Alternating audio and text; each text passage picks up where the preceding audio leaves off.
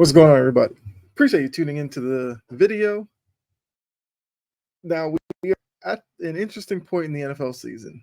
Well, the NFL calendar, I should say. Free agency is about to come up. We've gotten a few little nuggets because it's after the combine, so teams are in full-blown draft mode at this point. A big part of the draft process is free agency because through free agency, we kind of learn what teams may target in the draft. Because obviously, if you don't get it in the free agency, you'll have to address it in the draft. And you know how that works. But we'll talk about that in another video. This video, gotta talk about a certain player out in Broncos country who learned his fate just the other day.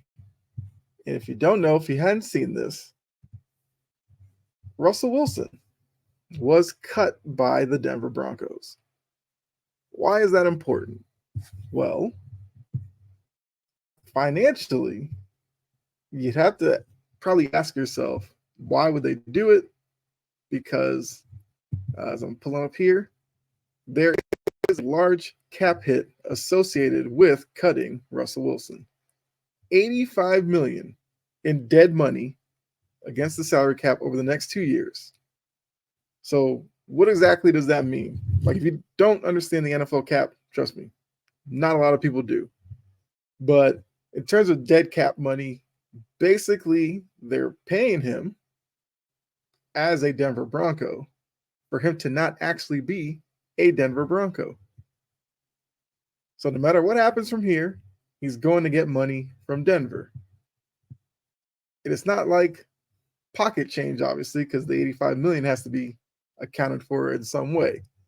But this little nugget here does kind of explain why they did what they did. So next year he's going to get $39 million. That's no matter what. On the team, off the team, he's going to get that. But that $37 million for 2025 was the reason for this move. Russell Wilson doesn't fit Denver's plans, especially Denver's plans with Sean Payton as head coach. So if that's true, yes, you couldn't avoid the money for this season, but why keep him to the point where you have to pay him guaranteed money next season? So March 13th was the deadline before 2025 became guaranteed. They did it before then. They don't have to worry about that money necessarily. But $39 million is coming out of their pocket. Yes, I did a video before. I'll probably link it to this one, where I talked about the treatment of Russell Wilson at the end of last season. It obviously kind of looked like Sean Payton and the organization were pinpointing their struggles solely on Russell Wilson. Now, did he have a part to play in it? Obviously, he's the quarterback. They get that attention. But there's other issues with the Denver Broncos. I mean, it goes back bringing in Nathaniel Hackett with plans of bringing in Aaron Rodgers. Aaron Rodgers doesn't go there, but you're stuck with Hackett, and Russell Wilson was plan B. They try to make it work. Hackett was awful. So they bring Sean Payton in to fix Russell Wilson. All the while, Sean Payton wasn't a big Russell Wilson guy. Now, teams usually wouldn't operate like this because the price tag attached to Russell Wilson, usually you'd want to make it work because there's a lot of money tied up in them. And look, $85 million in dead money is nothing to sneeze at. That is going to be a large, boulder that Denver's going to have to work around in formulating their roster. They got to account for that. They can't just, act like it doesn't exist.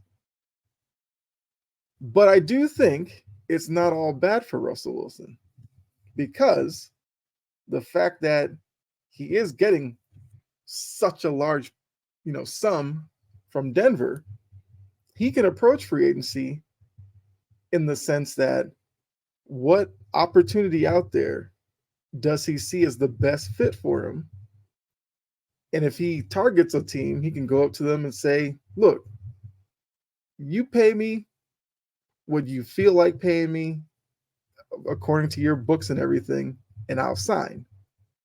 Because like I said, even if he signed for like 5 million,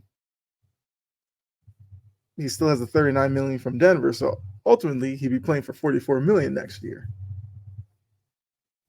And as I mentioned with Denver, he wasn't Sean Payton's choice, obviously. So if you have your coach and your quarterback not on the same page, it's obviously not going to work. So if Russell Wilson's looking at the landscape of the quarterbacks in the league, although he may have to wait till after the draft, possibly, or he might sign before the draft because certain teams who are looking at drafting a quarterback may already have a plan that whoever they draft, they're not going to start right away anyway. So Russell Wilson, I guess maybe a term that a lot of quarterbacks don't want to hear, but Russell Wilson's going to have to be a bridge quarterback. He's 35. He's not getting any younger, obviously. So if he could get maybe like a 2-year deal from a team, why not? Because like I said, if the team drafts a quarterback, it gives Russell Wilson 2 years to kind of prove it. And then after that, he can make a decision on whether he wants to keep playing. And if he does, contracts will be there in a couple of years. Or he signs a 1-year deal. 1 year, reestablish his value type of deal. Has a good year, goes into free agency next year. Who knows? Maybe he grabs a 2-3 year deal.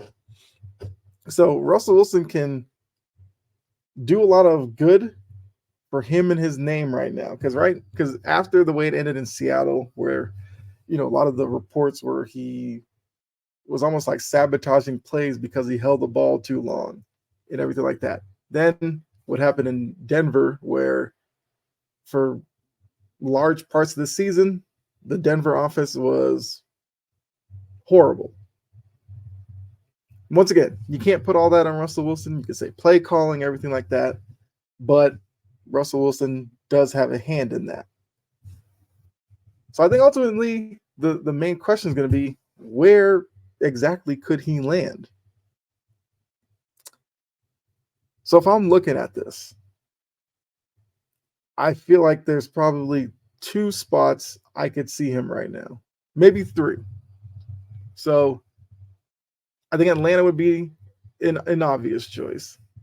Although I believe I read somewhere Atlanta's not really interested necessarily in Russell Wilson. They have their eye on a different free agent quarterback.